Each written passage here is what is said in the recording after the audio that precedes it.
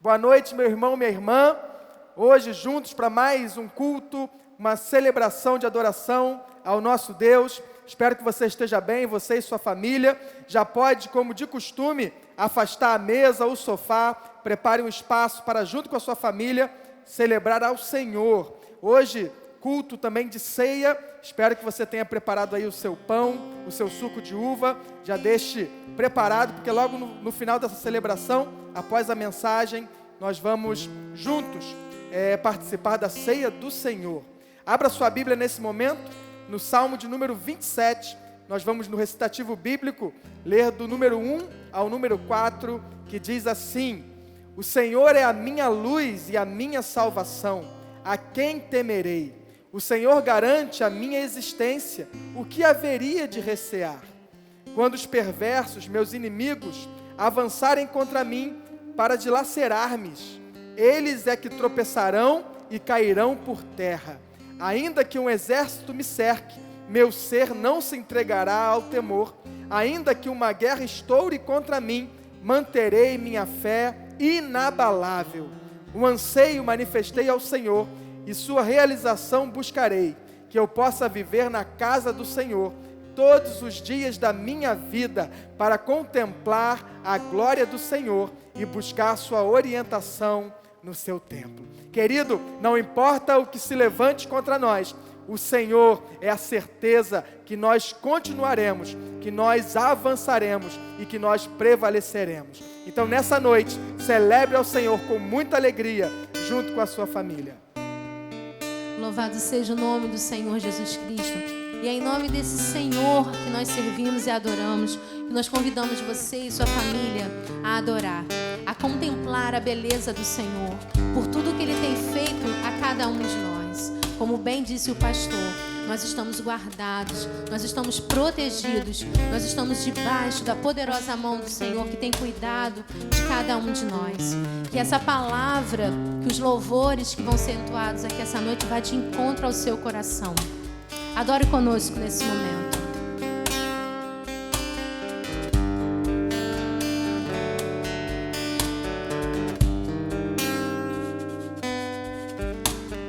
Grande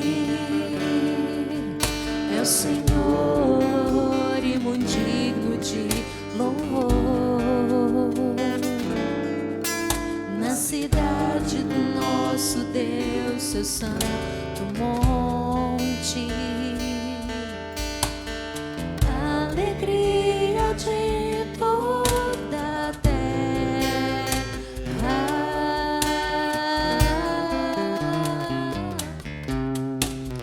Grande é o Senhor em quem nós temos a vitória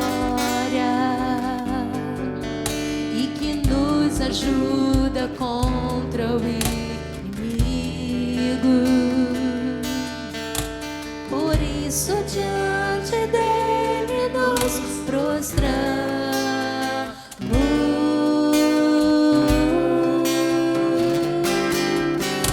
Queremos o teu nome engrandecer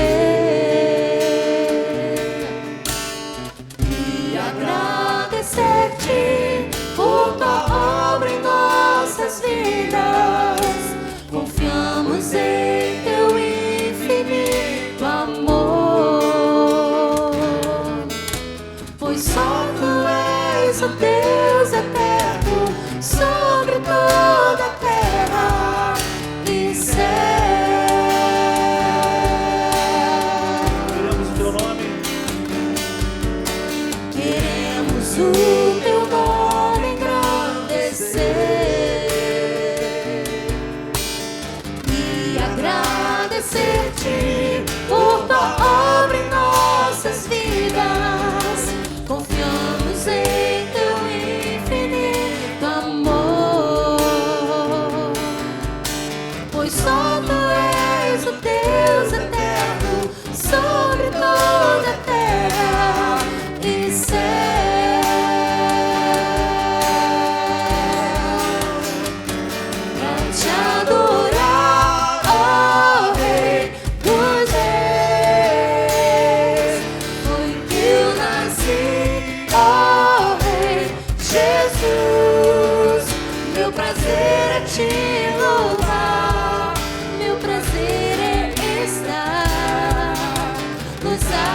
do Senhor. Meu prazer é viver na casa de Deus, onde flui o amor.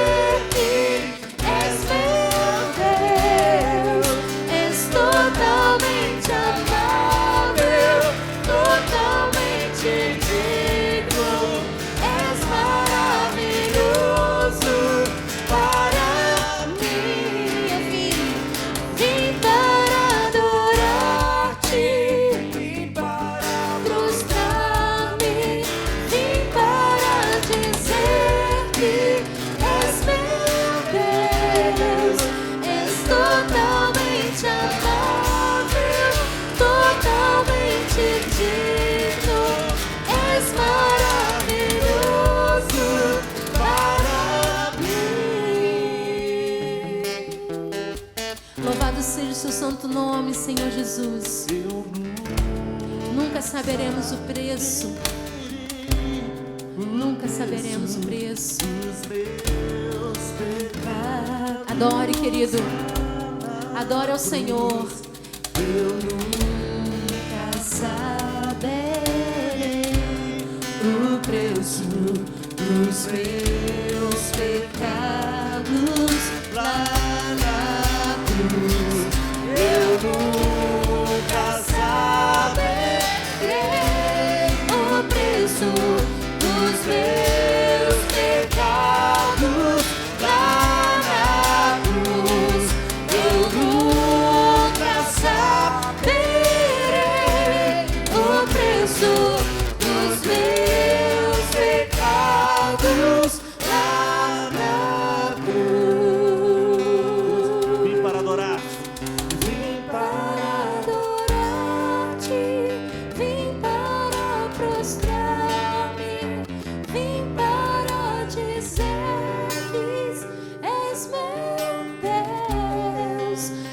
Totalmente amável, totalmente digno, és maravilhoso para mim. Te amamos, Senhor Jesus, te amamos porque Tu tens cuidado de cada um de nós. Neste momento que a Sua igreja ora, clama, Senhor Deus, venha como um refrigério para cada lar nesse momento, Senhor Jesus. Amém. Aleluia! Aqui, querido, já é possível sentir a presença do Senhor. E eu tenho certeza que aí na sua casa também você já pode sentir a presença do Senhor, a presença do Espírito Santo de Deus.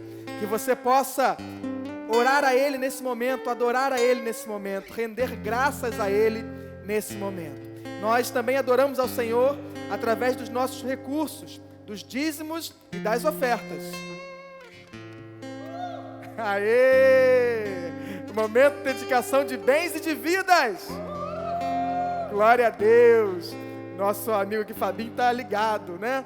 Querido, você pode dizimar e ofertar através da nossa conta bancária, vai aparecer aí na sua tela, ou de segunda a sexta-feira, de 8 às 18, trazer o seu dízimo aqui na secretaria da igreja. Lembrando que nossa igreja tem apoiado e abençoado muitas famílias com cestas básicas, então você também pode e deve trazer alimentos não perecíveis. E como estamos vivendo agora, dentro dessa pandemia, debaixo da ordem, do nosso prefeito, governador e também presidente, de que todos saiam às ruas usando máscaras, nossa igreja também tem máscaras para te fornecer. Então, como vai funcionar? Você vai trazer 1 quilo de alimento não perecível, vai abençoar uma família e a igreja então vai te dar uma máscara. Então você vem aqui à igreja, traz o seu quilo de alimento e você sairá daqui também com uma máscara para proteger você, tá bom? Eu quero deixar um texto nesse momento, Malaquias 3, verso 10 ao 12, que diz assim: trazei todos os dízimos à casa do tesouro, para que haja mantimento na minha casa, e depois fazei prova de mim, diz o Senhor dos Exércitos, se eu não vos abrir as janelas do céu, e não derramar sobre vós uma bênção tal, que dela vos advenha a maior abastança. Por vossa causa repreenderei o devorador, para que não vos consuma o fruto da terra. A vossa vide no campo não será estéril, diz o Senhor dos Exércitos. Então todas as nações vos chamarão bem-aventurados, porque vós sereis uma terra deleitosa, diz o Senhor dos Exércitos. Querido, que você receba essa palavra nessa noite. Ela diz que se nós formos fiéis ao Senhor, nós seremos conhecidos como uma nação, como um povo bem-aventurado, um povo muito feliz. Quero orar nesse momento pela tua vida, também pelos aniversariantes e pelos enfermos. Pai, nós cremos no teu poder, por isso nós oramos ao Senhor, primeiro para agradecer pelo teu cuidado em meio a essa pandemia, pelo teu cuidado com os nossos familiares, pelo teu cuidado em nos prover o alimento, em nos prover o sustento. Pai, que não tenha desempregados no nosso meio. Se tem alguém nesse momento necessitando do sustento, necessitando de um socorro financeiro, Pai, em nome de Jesus, abre as janelas do céu e abençoa cada uma dessas famílias que precisa, que necessita de um socorro financeiro. Pai, então abençoa eles. O Senhor é o Deus da provisão, então se mostra favorável aos teus servos nessa noite. Também quero, Deus, lembrar daqueles que estão enfermos, seja pela Covid ou por outra doença, pessoas que estão sentindo dores, pessoas, Senhor, que estão vivendo à base de remédios, outros, Senhor, que talvez estejam até internados, assistindo essa celebração através do celular. Pai, nós cremos que o Senhor é o Deus da cura, então nós como igreja, pedimos nesse momento, Senhor, ministra a cura sobre vidas em nome de Jesus, fazendo com que sintomas partam em retirada, que dores, Senhor, também desapareçam e que o Senhor restabeleça saúde sobre aqueles que oram ao Senhor nesse momento. Também quero lembrar dos aniversariantes, Pai, que eles sejam muito felizes, que eles tenham mais um ano na Tua presença, cheio de realizações, e que eles possam Te ver a cada dia desse novo ano. Nós oramos assim, crendo na Tua resposta, em nome de Jesus, amém. Vamos continuar adorando o Senhor. Você que está nesse momento, assim como cada um de nós, com as nossas lutas, com as nossas dificuldades, eu quero dizer para você uma palavra que eu tenho ouvido muito: confie, confie. O Senhor, Ele é o nosso socorro bem presente. Assim como Cristo, quando estava no deserto e foi tentado, Ele venceu o inimigo usando a palavra de Deus. Se alimente da palavra de Deus, porque a dificuldade chega um momento na vida de cada um de nós, e nós só vamos vencer com a palavra do Senhor nos sustentando e nos dando coragem, confiando, exercitando a nossa fé, crendo no sobrenatural que o Senhor pode fazer na nossa vida e na nossa nação. Vamos louvar ao Senhor. O Senhor é tudo que nós precisamos.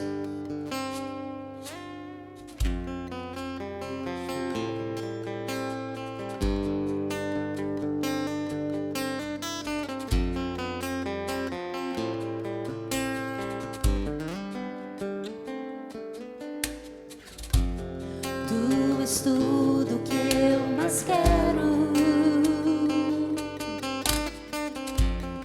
o meu fôlego, tu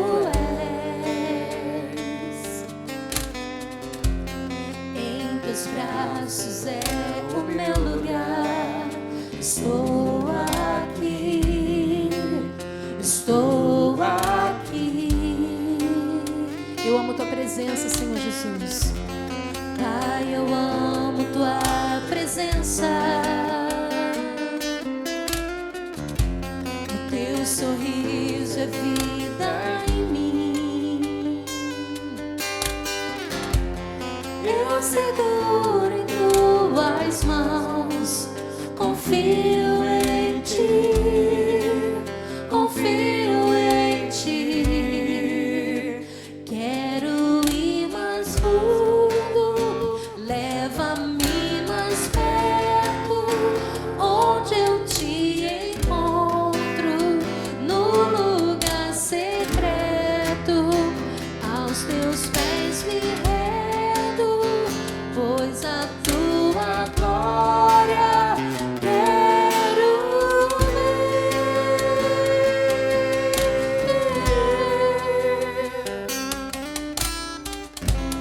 Oh, Jesus bendito, como é bom estar na tua presença e poder descansar em ti, Senhor Deus.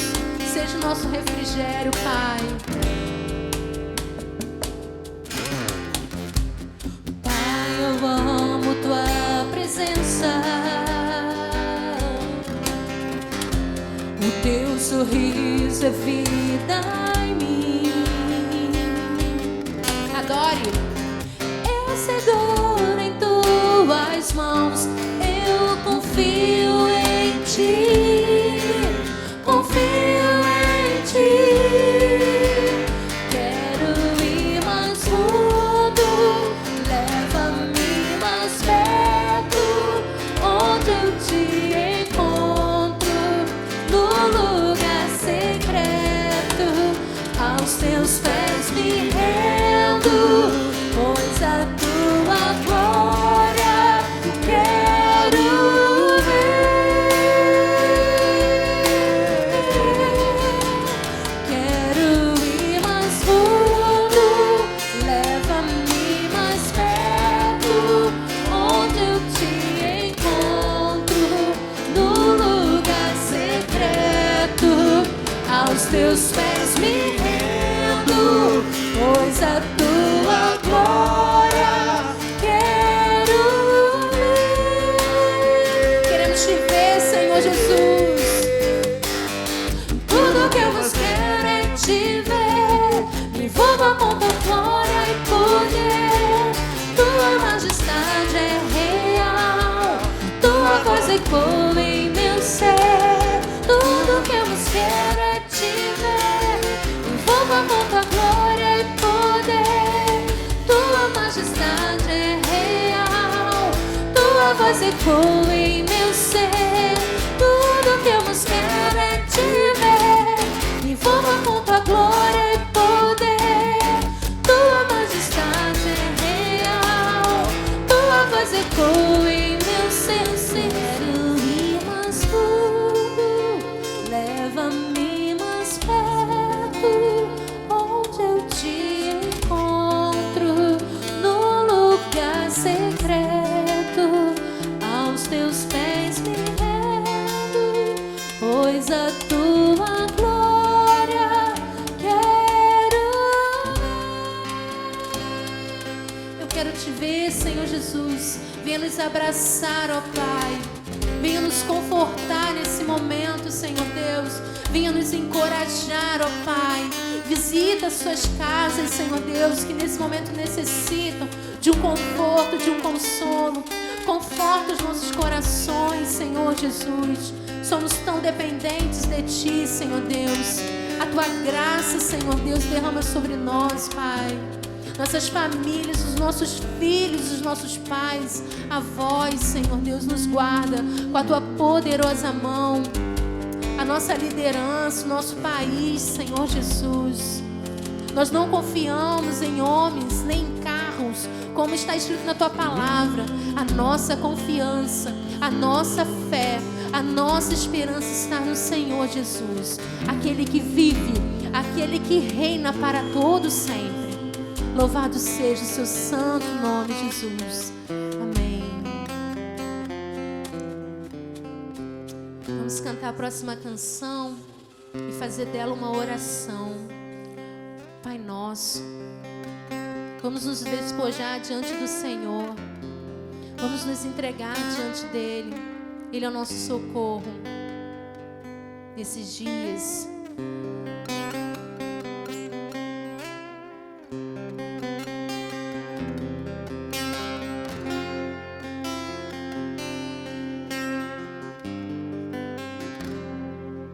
Pai nosso nos céus,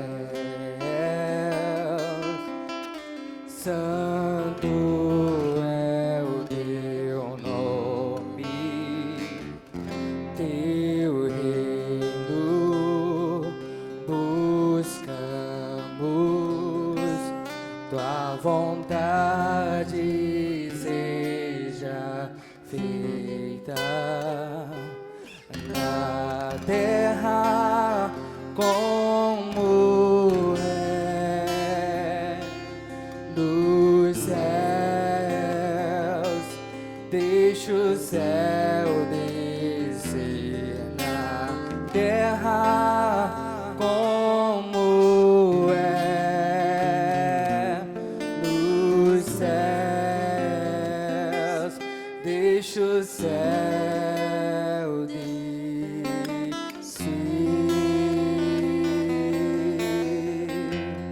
Deixa o céu descer.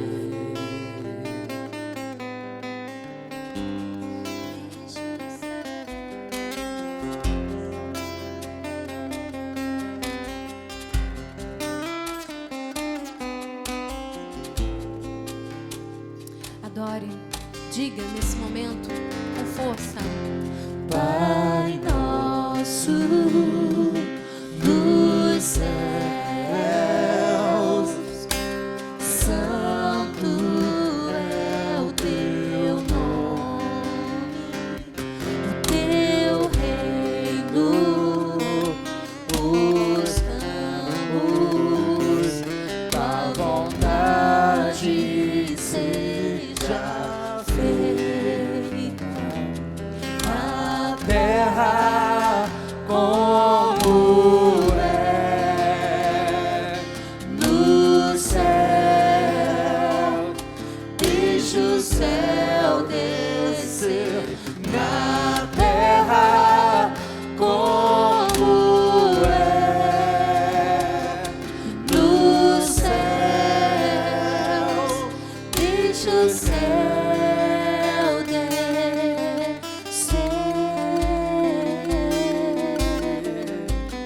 Deixa o céu descer. Deixa o céu descer.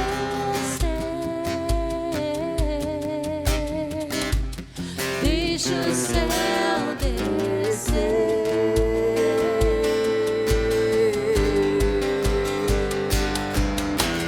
Teu é o reino, teu o poder, tua é a glória pra sempre. Amém. Teu é o reino, teu o poder, tua é a glória pra sempre. Amém. Declare, querido. Teu é o reino, teu o poder, tua é a glória pra sempre. Amém. Teu é o reino, teu o poder, tua é a glória pra sempre. Amém. Deixa o céu descer. Deixa o céu descer. O Senhor tem coisas grandiosas ainda para cumprir. Estejamos preparados, porque grandes coisas o Senhor ainda há de fazer no meio do teu povo. Invoca o santo nome do Senhor Jesus Cristo para Ele ir de encontro àqueles que nesse momento precisam. Amado, você pode ser uma boca profética nesse momento e abençoar vidas com a sua oração, com a sua fala. Declare, declare. deixa o céu descer. Senhor Jesus, ouve o nosso clamor.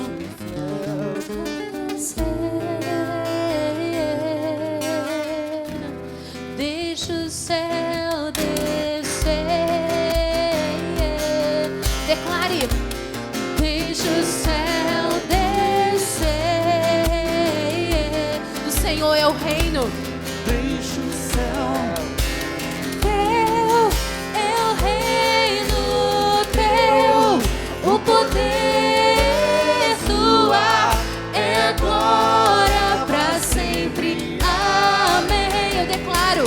Teu é o reino, teu o poder, tua é a glória pra sempre. Amém. Teu é o reino, teu o poder, tua é a glória pra sempre. Amém. Oh Deus, toma o teu assento, Senhor Jesus. Tudo que temos é teu, Senhor Deus. Tudo que somos vem de ti, ó Pai. Santo Jesus, eterno Jesus, amado de nossas almas, venha sobre o teu povo, sobre essa nação, Senhor Deus, derramando cura, Pai, derramando, Senhor Deus, libertação, Senhor Deus. Nós necessitamos, Senhor Deus, necessitamos da Tua presença, Pai, e te buscamos, Senhor Deus, confiamos em Ti, ó Pai, aleluia, para sempre, sempre, amém, pois Teu é o reino, o poder e a glória, para todos sempre, amém. Aleluia! Vamos agora para a palavra, o momento da palavra. Convido você a orar comigo, se você, como eu, tem sede de ouvir a palavra de Deus. Pai, nesse momento, fala aos nossos corações. Nos ilumina, Senhor, a entender a Tua Escritura e fala conosco aquilo que precisamos mudar, melhorar, aplicar na nossa vida através desse texto que nós vamos ler. Tira todo impedimento, tira, Deus, tampões dos ouvidos, escamas dos olhos, transforma corações de pedra nesse momento em corações de carne, sensíveis à Tua palavra. Nós oramos assim em nome de Jesus, amém. Querido, eu quero começar perguntando para você se você costuma planejar as coisas. Você que está aqui trabalhando, você do louvor, e você que está em casa, você tem hábito de planejar as coisas? Não estou falando só de coisas grandes. Quando a gente vai fazer uma viagem maior, mais cara, é normal nós planejarmos. Mas eu estou falando de coisas do dia a dia, como, por exemplo, planejar um almoço, chamar alguns amigos para comer, coisas desse tipo. E aí, imagina comigo uma cena que eu tenho quase certeza que você já viveu. Você chamou alguns amigos, ou de repente era 24 para 25 de dezembro, você estava preparando a ceia do Natal, e aí você lembrou do que tinha que comprar no mercado, você lembrou de quem ligar, você lembrou de muita coisa, mas chegou na hora de cozinhar, acabou o gás. Quem aqui presente já viveu isso? Todo mundo já viveu isso. Você aí na casa já viveu isso? Ou então no aniversário de alguém, você lembrou de tudo que tinha que comprar. Lembrou até da vela, que é uma coisa que a gente costuma esquecer, pelo menos lá em casa. Todo aniversário, chega na hora do parabéns, cadê a vela? Ninguém lembrou. São coisas, queridos, fundamentais que muitas das vezes nós esquecemos. Ou outro exemplo de coisa fundamental que nós às vezes esquecemos, e aí eu espero que ninguém aqui levante a mão, porque isso é bem básico e é um absurdo quando a gente esquece disso. É quando, por exemplo, você planeja dar um passeio de carro com a família. E aí você planeja, vou dar uma volta, vou passear na praia, ou eu vou dar um pulinho na casa de fulano. E aí você começa a botar esse plano em execução e no meio do caminho acaba a gasolina. Quem já passou por isso aqui? Espero que ninguém, né? E na casa aí, você já passou? Querido, é tão absurdo esquecer de abastecer o carro, que inclusive leva multa, se você for enguiçar na rua aqui no Rio de Janeiro. E o guarda chegar e descobrir que foi por falta de gasolina, querido, você ainda pode ser multado, porque realmente é um absurdo. Mas a verdade é essa, às vezes nós planejamos muitas das coisas e aquilo que é bem básico, nós esquecemos. Talvez você esteja se perguntando de onde eu quero chegar com isso. No meio da mensagem eu prometo que eu vou te explicar e te responder. Abra nesse momento sua Bíblia, você que está aqui, você que está na sua casa, lá no Evangelho de Mateus, capítulo 21, Evangelho de Mateus, capítulo 21, nós vamos ler do verso 33 até o verso 46. Mateus 21, estou repetindo para dar tempo de você achar, tá, amado? Mateus 21, do verso 33 até o 46, que diz assim: Ouvi outra parábola. Havia um proprietário que plantou uma vinha, colocou ao seu redor um muro, construiu nela um lagar e uma torre. Arrendou-a a uns lavradores e ausentou-se do país. Chegando o tempo da colheita, enviou os seus servos aos lavradores para receber os seus frutos. Os lavradores, agarrando os servos, feriram um a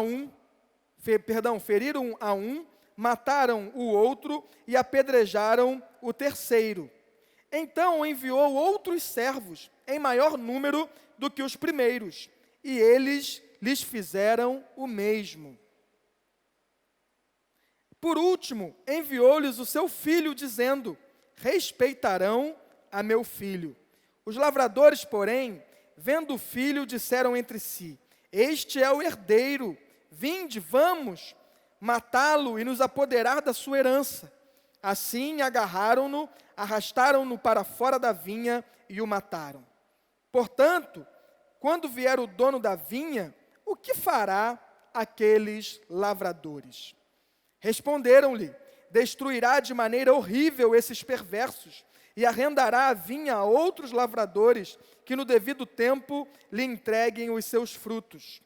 Disse-lhe Jesus: nunca lestes nas Escrituras a pedra que os construtores rejeitaram, essa se tornou a pedra angular. O Senhor fez isto e é maravilhoso aos nossos olhos. Portanto, eu vos digo que o reino de Deus vos será tirado e será entregue a um povo que produza os seus frutos. Aquele que cair sobre esta pedra se despedaçará, mas aquele sobre quem ela cair será reduzido a pó. Os principais dos sacerdotes e os fariseus, ouvindo essas parábolas, entenderam que ele falava a seu respeito. Procuraram prendê-lo, mas tiveram medo da multidão, porque o povo o considerava como um profeta. Amém? Essa é a palavra do Senhor para as nossas vidas nessa noite. Querido, esse capítulo 21, nós percebemos no final dele, Jesus ensinando por parábolas. Como eu já disse aqui e repito, Jesus ensinava por parábolas e algumas das vezes, como nesse caso, respondia a questionamentos por parábolas para facilitar o entendimento, já que a parábola procurava contar uma história do dia a dia. Só que ao mesmo tempo que era para facilitar o entendimento, também era para dificultar o entendimento de alguns. E aí você talvez olhe para mim agora e diga assim: que isso, pastor, não estou entendendo mais nada. É para facilitar ou é para dificultar? Na verdade, querido, a parábola é uma história que Jesus contava, como uma tela que um pintor pinta. Aqueles humildes de coração ouviam as histórias e se enxergavam dentro das histórias. E assim, se enxergando dentro das histórias, podiam aprender princípios e corrigir o seu modo de viver. Já os orgulhosos, e normalmente, nas histórias que Jesus contava, podemos entender principalmente os religiosos como esses orgulhosos, para esses era apenas mais uma história. E como eles não se enxergavam dentro, então, eles não aprendiam e nem aplicavam o princípio, o ensino moral que a parábola, que a história que Jesus contava, ensinava. Nesse texto de Mateus 21, além de uma parábola, muitos estudiosos vão dizer também que se trata de uma alegoria. Qual é a diferença? Talvez você também me pergunte. Normalmente, uma parábola, ela tem apenas um ensinamento.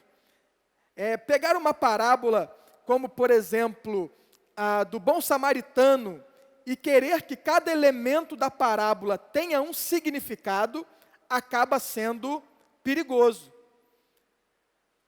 Nessa parábola aqui em questão, tudo faz sentido. Todos os detalhes, tudo aquilo que Jesus conta, tudo simboliza alguma coisa. Por isso aqui, diferente daquela do bom samaritano, podemos entender que se trata de uma alegoria. Só para você entender o que eu estou dizendo, nós não temos dificuldade alguma em compreender que esse proprietário da vinha, ou o pai de família que planta essa vinha, Jesus está falando do próprio Deus. E aí, tudo vai se encaixando, e daqui a pouquinho a gente vai então compreender nos pormenores o que é que Jesus estava ensinando com essa parábola. Primeira coisa que eu quero chamar a atenção desse texto, que eu aprendo, é que Deus é misericordioso. Repita comigo aí na sua casa, quem estiver aqui. Deus é misericordioso. Como eu disse, muitas das vezes Jesus falava uma parábola para responder a questionamentos. Esse é o caso aqui do capítulo 21 de Mateus. Se você observar o capítulo 21, e eu convido você para ler depois, desde o início, você vai ver que nesse capítulo 21, Jesus chega ao templo, Jesus chega em Jerusalém. Ao chegar no templo, ele encontra uma bagunça.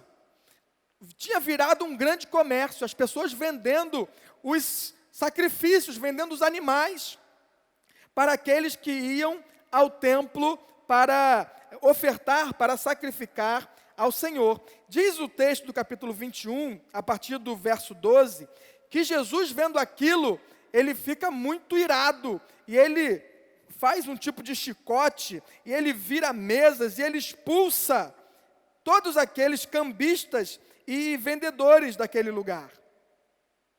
Depois de fazer isso, que eu imagino já deve ter chamado a atenção de todo mundo, diz que Jesus também cura coxos e outros tipos de doentes ali pertinho do templo, no pátio do templo.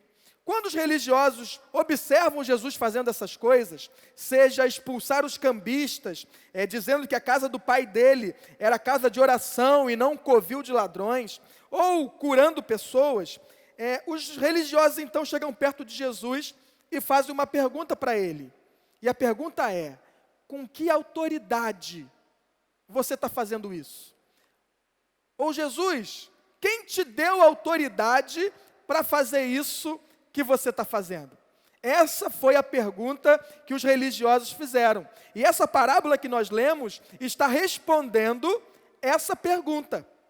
Antes de contar a parábola, Jesus responde essa pergunta com uma outra pergunta aos religiosos. Isso está registrado no mesmo capítulo 21, lá no verso 23. E aí eu peço que você acompanhe comigo. Diz assim: Jesus entrou no templo e, enquanto ensinava, aproximaram-se dele os principais sacerdotes e os líderes religiosos do povo e perguntaram: com que autoridade fazes estas coisas? E quem te deu tal autoridade? Respondeu-lhe Jesus: eu também vos farei uma pergunta. Se me responderdes, eu vos direi com que autoridade faço estas coisas. E a pergunta de Jesus para eles foi: de onde era o batismo de João? Do céu ou dos homens? Quando Jesus faz essa pergunta para eles, irmãos, Jesus deixou eles sem saída. Porque se eles falam que o batismo de João Batista era dos céus, Jesus poderia muito bem perguntar: então por que vocês não se batizaram? Ou por que vocês prenderam ele e permitiram que ele morresse? De outra forma, se eles dissessem: não, o batismo de João é dos homens, eles estariam encrencados com o povo, porque para o povo que estava ali ao redor, ouvindo esse diálogo, João Batista era um profeta. Como eles disseram: não sabemos responder para Jesus, Jesus disse para eles: então eu também não vos direi. E aí, depois de Jesus falar isso, ele então conta duas parábolas. a parábola dos 2 filhos, que você pode ler na sua casa aí do verso 28 ao 32, e esta parábola que nós acabamos de ler agora, que é conhecida como a parábola dos lavradores maus. O que Jesus queria dizer com essa parábola? Queridos, Deus é esse dono da vinha. Deus é esse que planta uma vinha. Que vinha é essa? Israel. Deus plantou a nação de Israel, Deus criou a nação de Israel, e como dono dessa vinha, diz o texto, ele colocou em volta de Israel um muro de proteção. Além de colocar um muro de proteção, Deus colocou na vinha um lagar, ou seja, um lugar para se pisar as uvas e dali extrair o vinho. E além disso, ainda botou uma torre, tanto para vigia, para segurança, como também para armazenar uvas, armazenar o produto daquela vinha. Até então, Jesus contando isso, eu imagino que todo mundo achava normal. Afinal de contas, era algo que acontecia naquele tempo. Você sendo dono de um terreno, você poderia plantar o que você quisesse, inclusive uma vinha. E dizem os estudiosos, uma vinha demora pelo menos 4 anos para produzir o seu fruto. Então o dono do terreno poderia contratar trabalhadores e fazer um contrato com esses trabalhadores, pagar a eles. E no tempo apropriado, o dono da vinha mandaria servos para colher o quê? Os frutos daquela vinha. Essa é a história que Jesus está contando. E quem ouvia, inclusive os religiosos, diz o texto lá no final, que eles estavam entendendo que Jesus estava falando deles. Então Deus é o dono da vinha. Deus cerca essa vinha que é Israel com proteção, com cuidado. E Deus esperava de Israel o quê? Frutos. Que fruto que Deus esperava de Israel?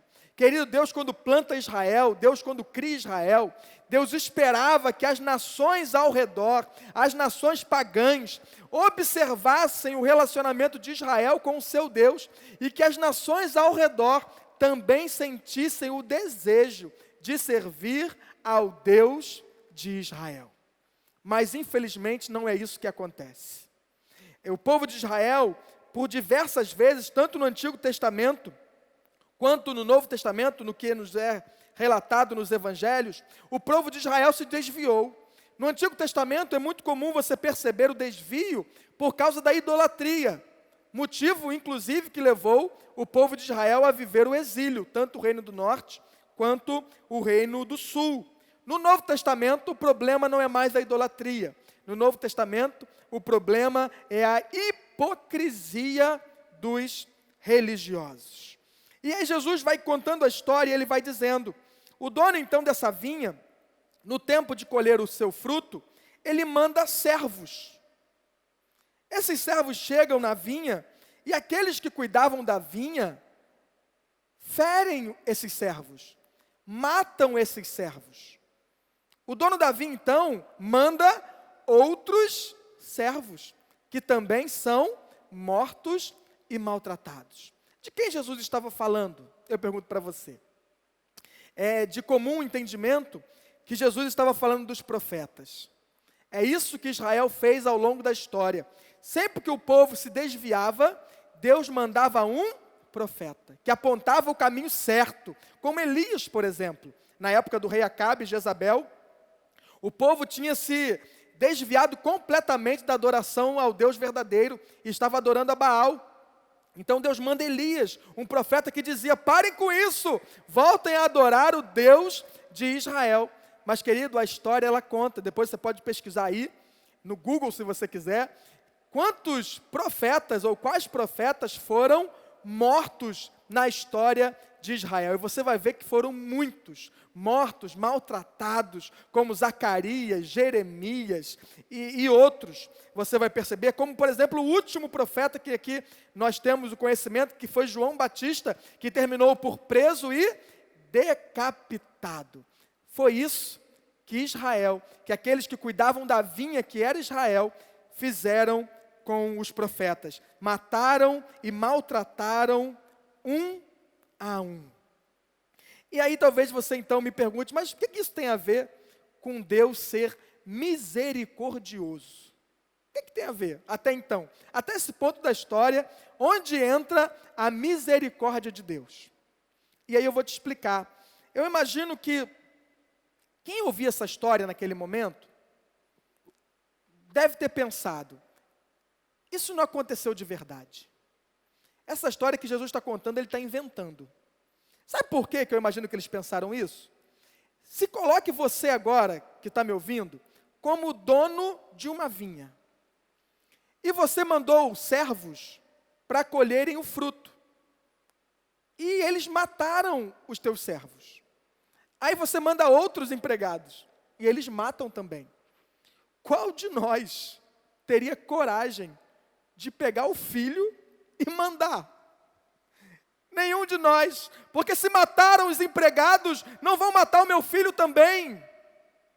Querido, Deus é misericordioso. Deus sendo dono da vinha, Ele diz, Jesus contando a história, lá no verso 37, diz assim: por último, enviou-lhes o seu filho, dizendo, respeitarão ao meu filho.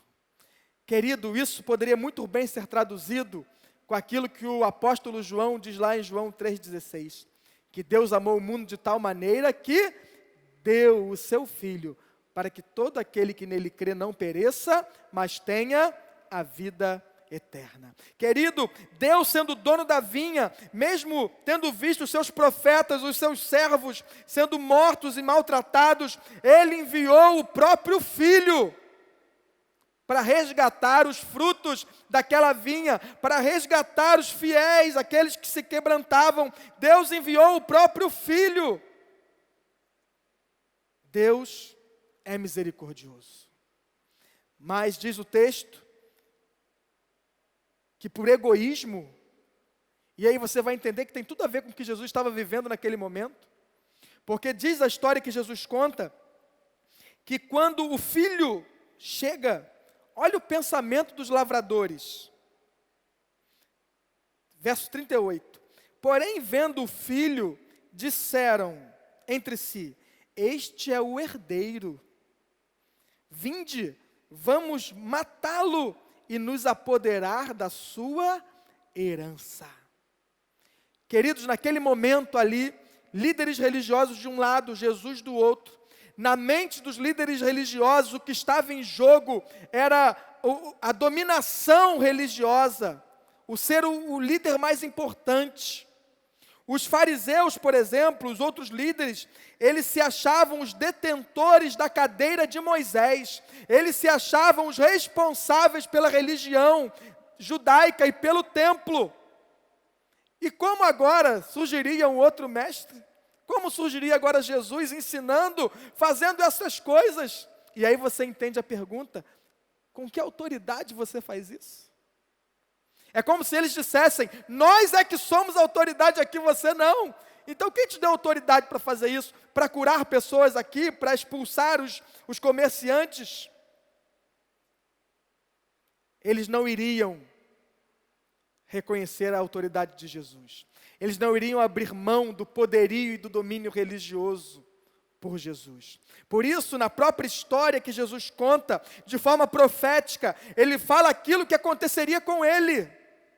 Ele diz na história, assim, agarraram-no, arrastaram-no para fora da vinha e o mataram. Querido, quem é que foi morto no Monte Gólgota, fora de Israel? O próprio Jesus, o Filho de Deus, o filho do dono da vinha. Foi ele que foi arrastado para fora e foi morto. Querido, esse texto fala para mim da misericórdia de Deus. Deus não foi pego de surpresa, Deus sabia que enviando o seu filho, as pessoas o matariam, mas Deus querendo salvar o pecador, Deus enviou o seu filho, e todo aquele que crê no seu sacrifício, naquela sua morte na cruz, esse recebe a vida eterna. O que essa história tem a ver com os nossos dias atuais? Deus continua sendo misericordioso. Esses profetas, que foram vários enviados por Deus, eu imagino que a cada profeta era uma nova oportunidade para que o povo se arrependesse. A cada profeta era uma nova oportunidade para que o povo voltasse para o caminho certo. E querido, dia após dia, hoje, século 21, Deus dá a oportunidade a você de se corrigir, de se consertar, de voltar ou de passar a andar no caminho certo. Hoje, Deus ainda é misericordioso. Deus enviou o seu Filho para morrer por mim e por você, querido. Então não rejeite o Filho de Deus, como aqueles religiosos daquele tempo estavam rejeitando, mas que na noite de hoje, no dia de hoje, você possa se render a Ele e aceitar a Ele. Além de falar da misericórdia de Deus, esse texto também fala da autoridade de Jesus. Afinal de contas, a pergunta era: com que autoridade você faz estas coisas? Querido, com a história que Jesus contou, ele está dizendo: eu faço com a autoridade do meu Pai. Eu faço com a autoridade de filho que foi enviado pelo Pai para colher os frutos. Jesus estava com essa história, dizendo que ele era o filho do dono da vinha. Jesus estava com essa história dizendo que ele tinha autoridade por ser filho do dono, por ser o próprio Deus encarnado. E mais do que isso, lá no verso 42, olha que lindo que Jesus diz, citando o Salmo de número 118. Jesus diz: nunca lestes nas Escrituras? A pedra que os construtores rejeitaram, essa se tornou a pedra angular, ou pedra fundamental. Querido, o que é uma pedra fundamental ou pedra angular? É o fundamento de qualquer edifício, de qualquer construção. Se você não tem a pedra fundamental, você não tem o edifício. Se você não tem a pedra angular, você não pode construir nada, porque ela é a base onde todo um edifício é construído. Não ter a pedra angular ou a pedra fundamental é como alguém querer construir uma casa sem fundação. Ela vai cair. Quando Jesus afirma ser Ele a pedra angular, a pedra principal, Jesus está ensinando, querido, que Ele é o principal e fundamental para a vida de qualquer um. E agora você vai entender então a introdução da mensagem.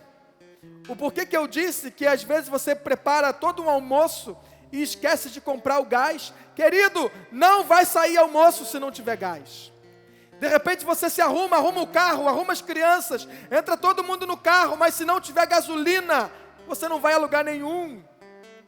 Por isso Jesus não é mais um conhecimento, Jesus não é mais algo que você vai passar a servir, não, Ele é o básico, Ele é o fundamento. Se você tem Jesus, você tem tudo, se você não tem nada. Ou você tem Jesus, ou você não tem nada. Querido, eu quero chamar a sua atenção para a importância do que nós estamos falando hoje.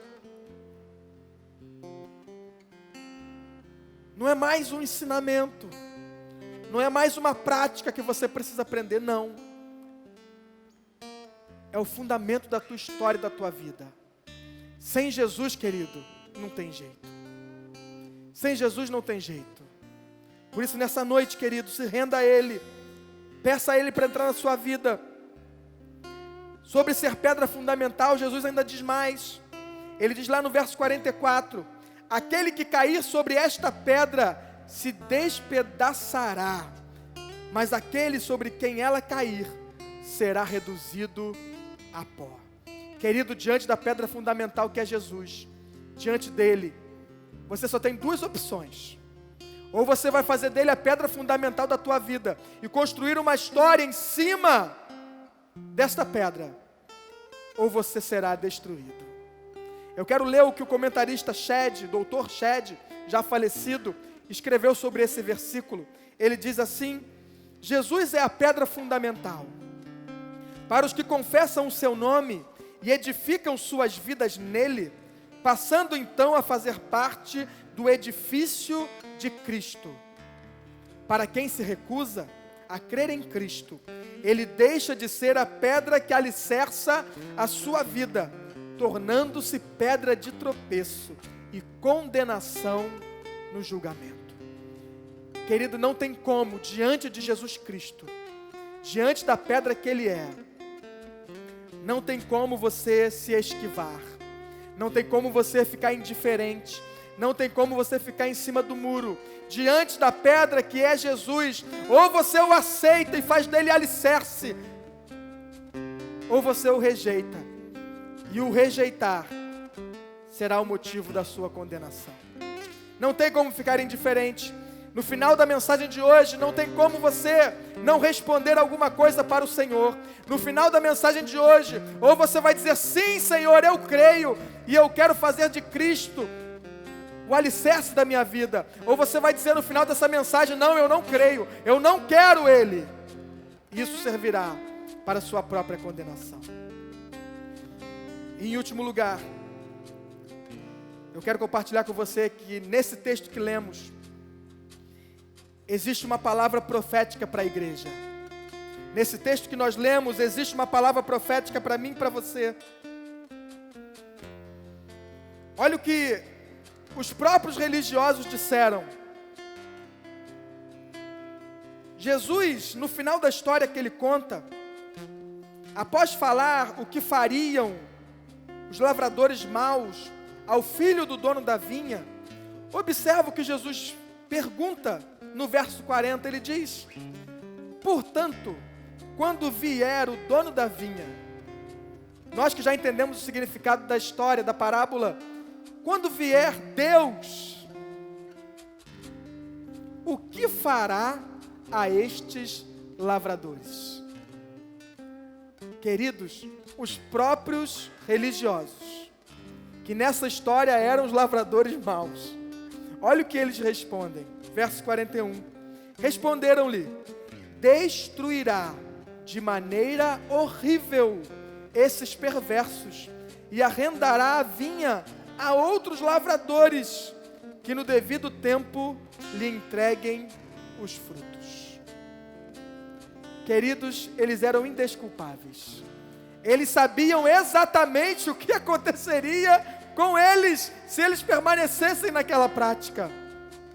Sabe o que isso me lembra?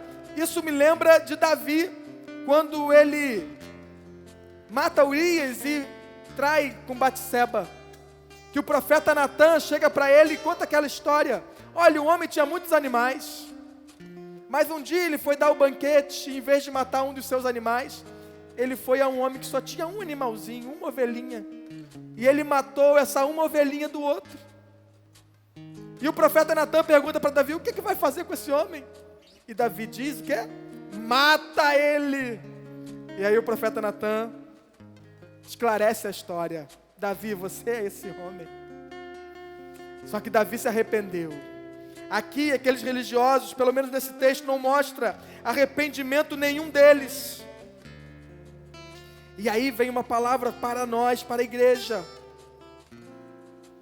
Jesus, lá no verso 43, ele diz: por isso eu vos digo que o reino de Deus vos será tirado, e será entregue a um povo que produza os seus frutos.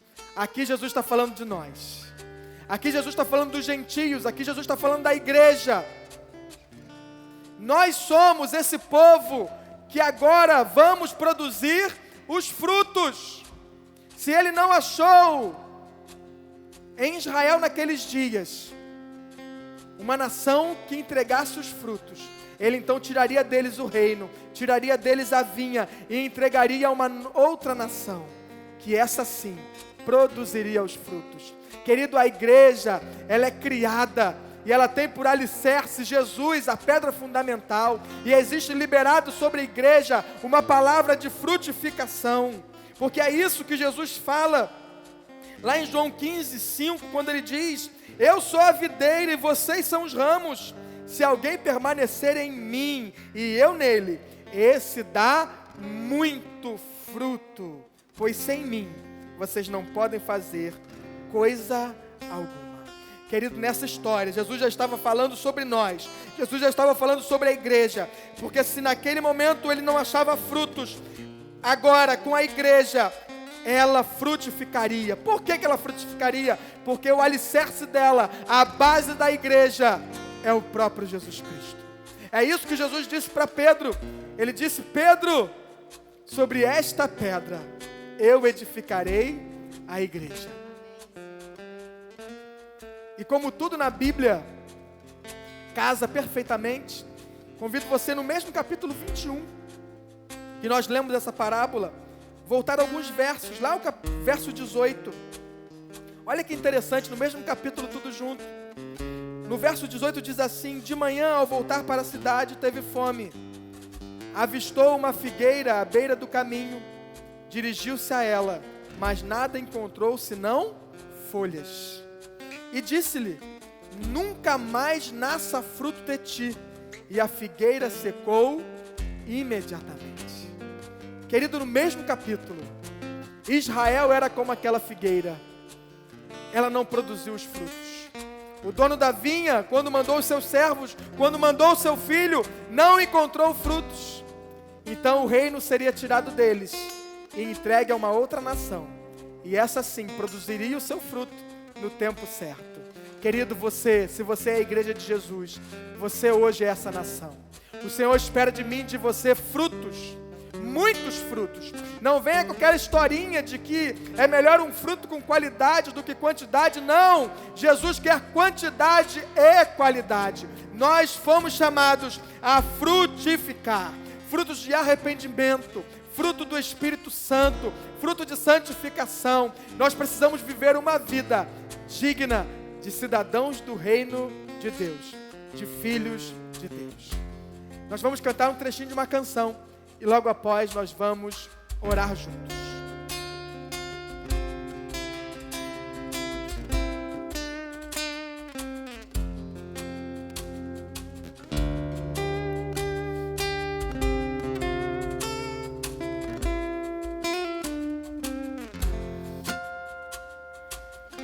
Antes de eu falar, tu cantava sobre mim. Tu tens sido tão, tão bom pra mim. Antes de eu respirar, sopraste tua vida em mim. Tu tens sido tão, tão bom pra mim. Oh, impressionante, infinito, ousado amor de Deus. Oh, que deixa as 99 só pra me encontrar. Não posso comprá-lo, selo, mesmo assim se entregou. Oh, impressionante, infinito, ousado amor de Deus.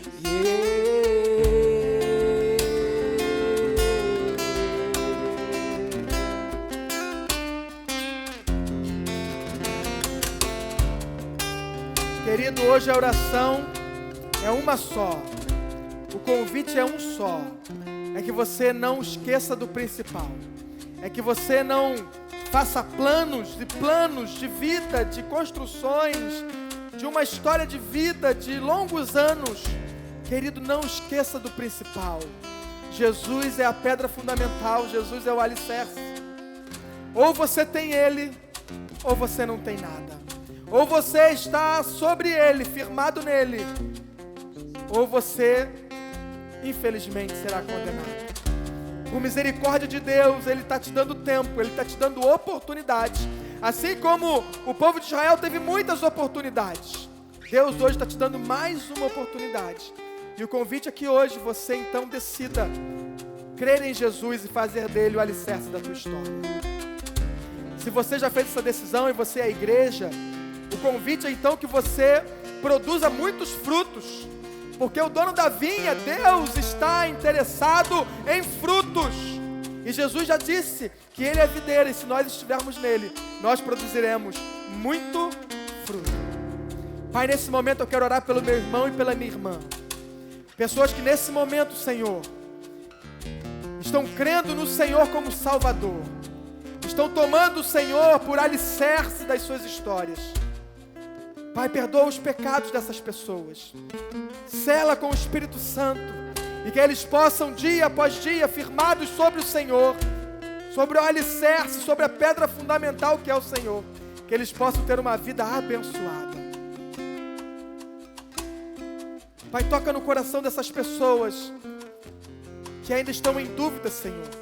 Que eles possam entender que diante do Senhor não existe indiferença. Diante do Senhor não existe ficar em cima do muro, ou é pedra de alicerce,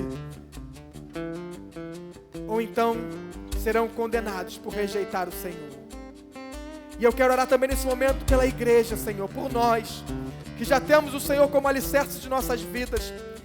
Pai, que a gente possa produzir frutos e muitos frutos. Pai, existe uma palavra do Senhor liberada sobre nós, que se nós estivermos no Senhor, ligados ao Senhor, nós produziremos muito fruto, e no tempo certo. Pai, então em nome de Jesus, nos faça frutificar, nos ajude a frutificar, que não haja em nós e no meio de nós, pessoas como essa figueira, que o próprio capítulo 21 também fala, uma figueira que só tinha folhas e não tinha fruto, e por isso foi amaldiçoada. Mas que o Senhor possa olhar para nós, que o dono da vinha possa olhar para nós e encontrar frutos. Nos abençoa nessa noite, Pai. Faz com que essa palavra produza também frutos no nosso coração. Nós oramos assim, em nome de Jesus. Amém. Querido, nós vamos para a ceia do Senhor. Peço que aí na sua casa você pegue aí o pão, o suco de uva. E enquanto eu estiver distribuindo aqui, o Ministério de Louvor vai estar cantando. É o tempo para você se ajeitar aí na sua casa.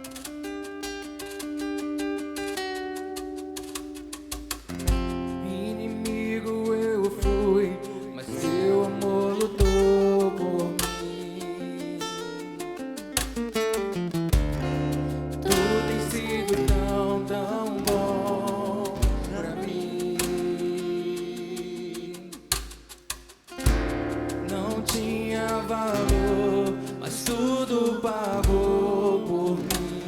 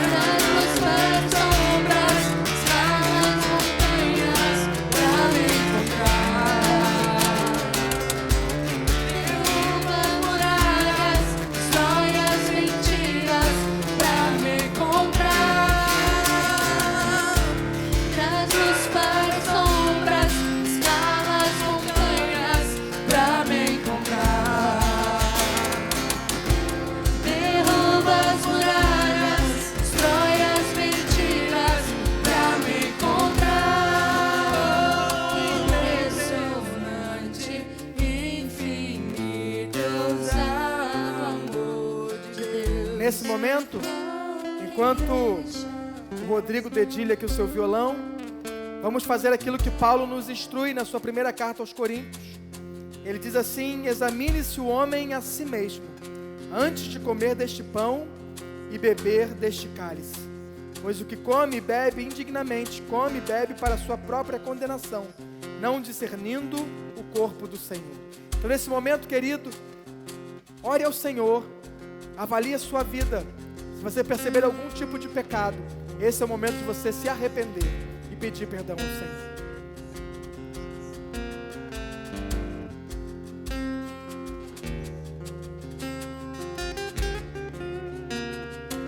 Pai, nós oramos ao Senhor. Nós reconhecemos que somos miseráveis, que somos falhos. Nesse momento, cada um dos meus irmãos reconhece, confessa cada um dos seus pecados. E nós te pedimos perdão, Senhor. E como diz a Tua palavra, que se nós confessarmos, o Senhor é fiel e justo para nos perdoar os pecados e nos purificar de toda injustiça. Então faz isso nesse momento com as nossas vidas, que a gente possa tomar dessa ceia como corpo de Cristo, edificado sobre Jesus Cristo, de forma digna. Nós oramos assim, em nome de Jesus, amém. Amém, querido? Eu vou nesse momento então cear junto com você. Pegue o seu pedaço de pão. Diz assim 1 Coríntios capítulo 11, verso 23, pois eu recebi do Senhor o que também vos ensinei, que o Senhor Jesus, na noite em que foi traído, tomou o pão, e tendo dado graças, o partiu e disse: isto é o meu corpo, que é entregue por vós, fazei isto em memória de mim, em memória do Senhor, que morreu naquela cruz por nós. Comamos do pão.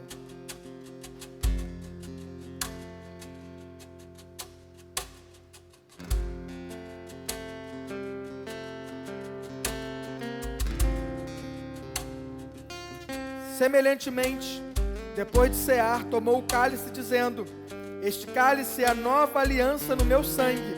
Fazei isto todas as vezes que beberdes, em memória de mim. Querido, em memória do sacrifício de Cristo naquela cruz, do seu sangue que foi derramado, que nos purificou, nos limpou e nos tornou mais alvos do que a neve. Vamos todos juntos, nesse momento, tomar do cálice.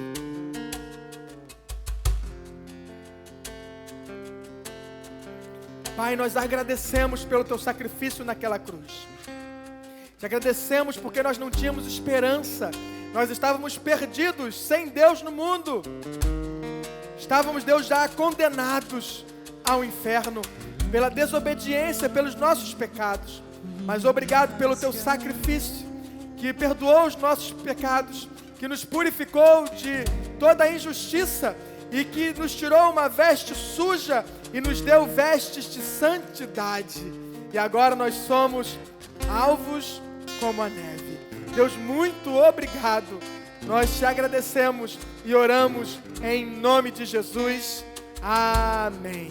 Você que ceou com a sua família, eu peço que você registre esse momento, tire uma foto desse momento e compartilhe nas redes sociais, marcando lá o nome da nossa igreja. Vamos cantar mais um trechinho e nós vamos depois para a bênção apostólica.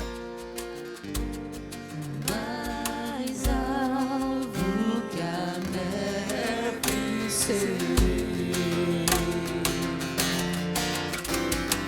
alvo mais que a neve, alvo mais que a neve,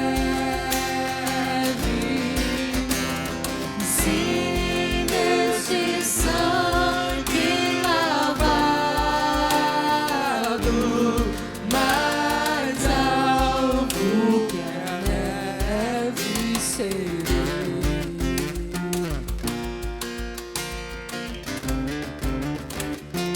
Amém. Estamos encerrando essa celebração. Gostei dessa, hein? Essa é linda demais. Depois da bênção apostólica, vamos cantar mais um pouquinho dela? Agora que o amor de Deus, nosso Pai, a graça de nosso Senhor e Salvador Jesus Cristo e as doces consolações do Espírito Santo seja sobre sua vida, sua família e sobre todos os missionários espalhados sobre a face da terra, hoje, para todo sempre. E a Igreja de Jesus diz: Amém!